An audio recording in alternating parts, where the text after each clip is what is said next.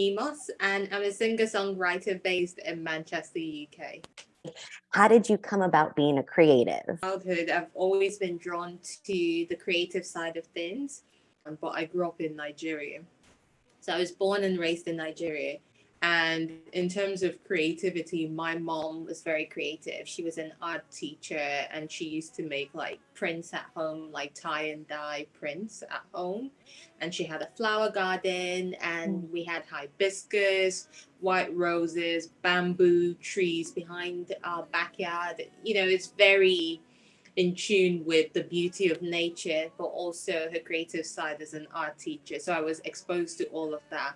But I knew that making a career out of it in Nigeria was very difficult because even my mom had to quit as an art teacher to go and study law just to get a more lucrative job. So I focused on accounting because I was like, people are always going to need accountants. So I studied accounting. But that dream of always wanting to pursue something in the arts was always lingering. But I didn't know exactly what I was going to get into. I moved to the UK on my 22nd birthday, and I qualified as a chartered accountant. And in the midst of trying to get a full-time job as an accountant, I was getting rejection after rejection because I didn't have a UK experience. And I used to think back then, well, how am I supposed to get a UK experience if you don't give me the chance to have? So, but it was a blessing in disguise because I was sat at home binge watching all the reality TV shows that was out there, like, you know, The Real Housewives, Love and Hip Hop. Oh, yeah. I mean, I knew Cardi B before she was even famous. Yeah, one day I was watching a reality TV show, and this one was called Fashion Bloggers on E!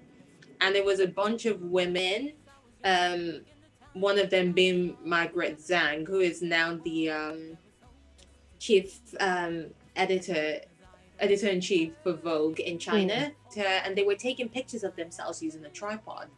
And they were self-taught photographers. And I said to myself, oh, you know, I've always wanted to do photography, but I thought you had to go to school to learn photography.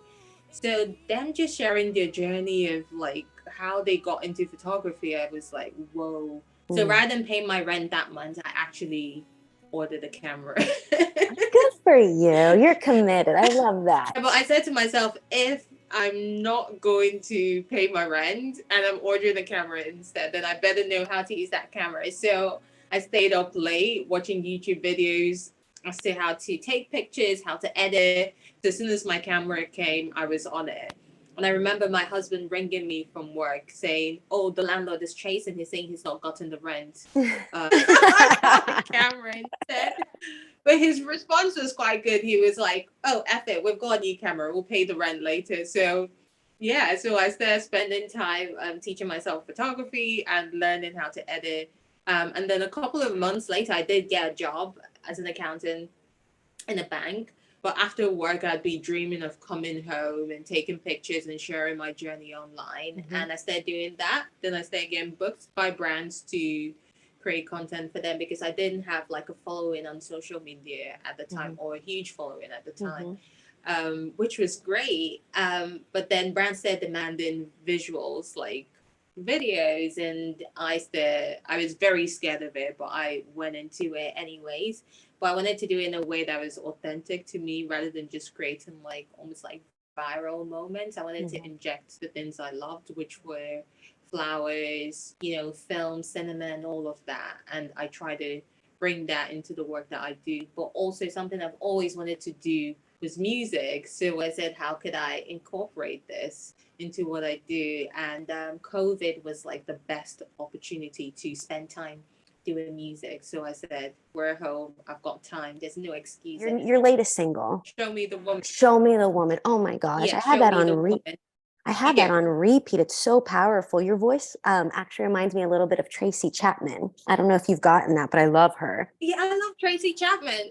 Tracy Chapman. Yeah, and I feel like you have a vibe like that. She's a great inspiration. The way I approached it is just like the way I approached everything else that I'm doing at the moment. So for me, it's more from a place of like doing what you love and doing Mm-hmm. what you enjoy doing and self-expression authentically. Mm-hmm. And that's why it's not about going down like a viral route, if you get what I mean. So it's Yeah. more something that is true to me, and storytelling is very important to me. So it's me bringing a piece of my journey, um, when it comes to like writing the songs that I do write, is bringing my own story into it.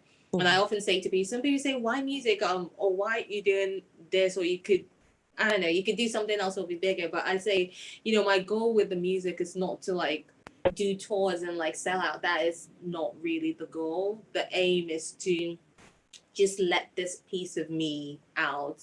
It's almost like therapeutic in a way.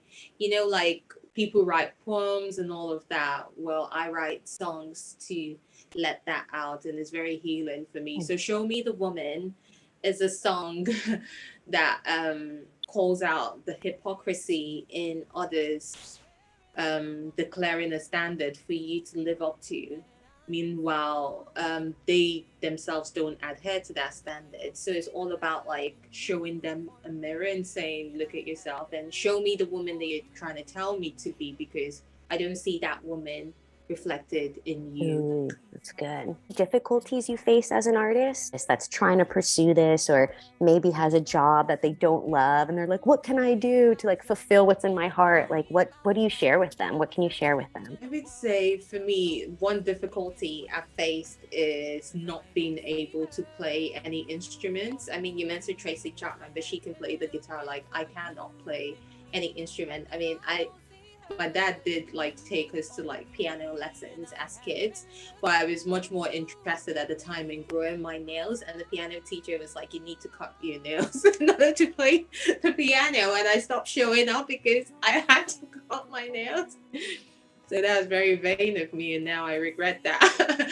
But yeah, so it means I heavily rely on a producer because I don't know how to use the other music softwares to then create like the music that I need for my songs. And I think that's something that is almost like holding me back, because if it were up to me, I have loads of songs on my iPhone in my voice notes that I'm like ready to go. To get back to your other question, what advice would I give to people who are trying to do something that they love and they're struggling? I would say just take baby steps. You don't have to like, quit the stuff that you're not enjoying at the moment completely and, dive into the other bit. I would say maybe every day, just do something, even if it's like an hour. You give yourself to do the things you love. If you love writing, just give yourself an hour, or it could even be 15 minutes. You could start off with 15 minutes.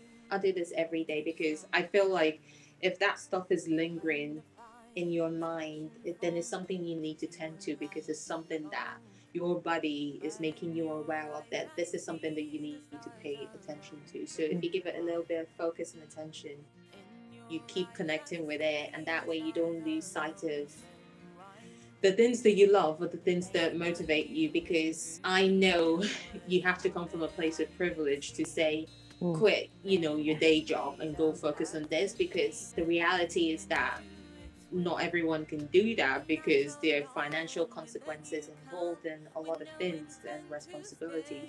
But if you can just make out little time for the things you love, that's what's going to help you to deal with your current situation, and hopefully in the future you have the resources and the means, the wherewithal, if you will, to then pursue your passions full time, if that is someplace that you want to go to. Would you ever want to film a movie or direct a movie or Yes. something like that? So I would, of course I would. That is something I want to do.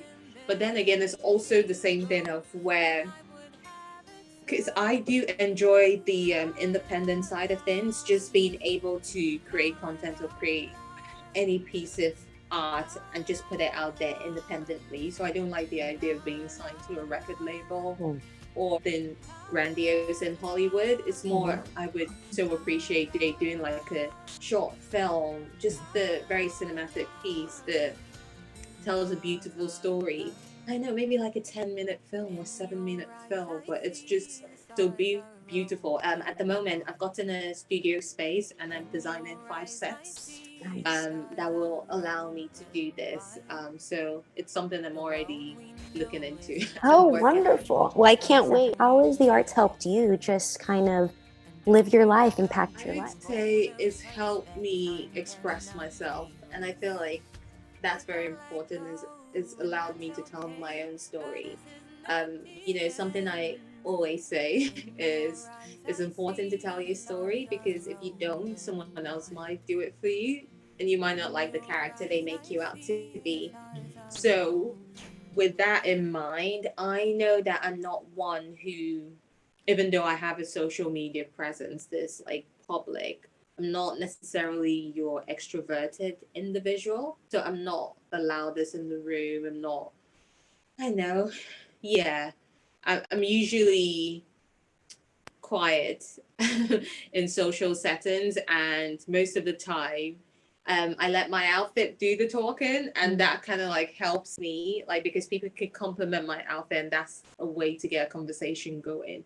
So I feel like being able to focus on my passions allows me to express myself and tell my story in a way that I'm not accustomed to in my day-to-day life, because that is not my personality. My personality leans more into reflection, introspection, I mean. Mm. And that what I do allows me that creative outlet to express myself, because I feel like for a long time I've kept everything inside. So it feels good to just let it out. Yeah. Oh, I feel that for sure. Arts can really help people, especially at a young age. And what are your thoughts on that? Like, why do you think maybe children of all ages should be exposed to the arts, whatever capacity that is? Just going back to my point of self expression, because it's a way for people to express themselves. But then, if you look at the educational system and the traditional way of viewing education, is go to school, this is what you learn, and this is the way things are supposed to be. And you're supposed to be judged on this test, and everyone has this same measure of standard, if you will. But with regards to that, a lot of kids study to focus on the technical side of school. That is, say, for example, just doing mathematics or doing literature. They could study to have that focus. I mean, ADD and ADHD is on the rise, as we've seen over the years. But I wonder if allowing kids, but these same kids are able to, I don't know, come up with like imaginary stories and just so many things, or like imaginary friends, or they just have like a mind that is very active. And I wonder if we introduce art that allows them a different lens through which they could see learning, um, Mhm. rather than deprive them of that, because everybody's minds work differently, and you find that the kids who gravitate towards mathematics will have no interest and most of them will have no interest in the arts, whereas those who say struggle to focus could be drawn towards it and Mhm. express themselves in ways that we never even imagined, but we'll never know unless we allow them that avenue. Put out a series of like short films online that kind of just tell really beautiful stories, because I mean, the reason why I try to curate my work to show beauty is because I know there's a lot going on in our daily lives, and I just want to create this peaceful and like serene space whereby you can forget about your woes and just be reminded that beauty does exist in the world despite whatever else is going on around you, albeit for a brief moment in time. And if I can just capture people's mind for those few minutes and make them forget about what's going on, I think that would make me very happy. And I just want to make films that would make people forget. I appreciate You you too. taking the time. You too. Take care. Bye. Bye.